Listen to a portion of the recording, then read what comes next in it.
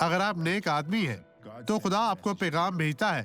یہ یسایہ کی کتاب کی باب نمبر 57 میں لکھا ہے اور آیت نمبر 6 کہتی ہے، وادی کے چکنے پتھر تیرا بکھرا ہے، وہی تیرا حصہ ہے۔ ہاں تو نے ان کے لیے تپاون دیا اور ہدیے چڑھایا ہے، کیا مجھے ان کاموں سے تقسیم ہوگی؟ وہ آپ کو سمجھا رہا ہے، اونچے اونچے پہاڑوں پر تو اپنا بستر بناتا ہے اور تو قربانیاں چڑھانے کے لیے ان کے پاس جا۔ خدا یہ نہیں مانگ رہا، خدا چاہتا ہے کہ آپ کلام پر عمل کرنے سے خوش ہوں، جو آپ کا ہے اسے تھامے رکھیں اور وہ آپ کو یسوع کے نام پر فتح دے گا۔ مسیح میں آپ سب کی سلامتی ہو۔ اس کلام پر توجہ دے جو یہاں پر لکھا ہے وہ سچ ہے۔ اب یہ شخص کی گواہی دیکھیں اور برکت پائیں۔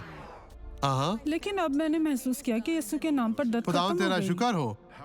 سلام آپ پاسٹر۔ میری بہن، میرے بازو میں درد تھا اور یہ درد شدید تھا، ابھی ختم ہو آپ گیا کو ہے۔ ایسا لگا شکریہ جیسے یہ یسوع۔ ٹھیک ہے، یہ درد خدا چلی کا گئی۔ شکر آمین۔ ہے۔ پچھلے سال میں ہسپتال گئی اور ڈاکٹر نے مجھے بتایا کہ مجھے ہائی بلڈ پریشر اور کولیسٹرول ہے، لیکن میں اس شخص پر یقین نہیں رکھتی، میں خدا پر یقین رکھتی ہوں۔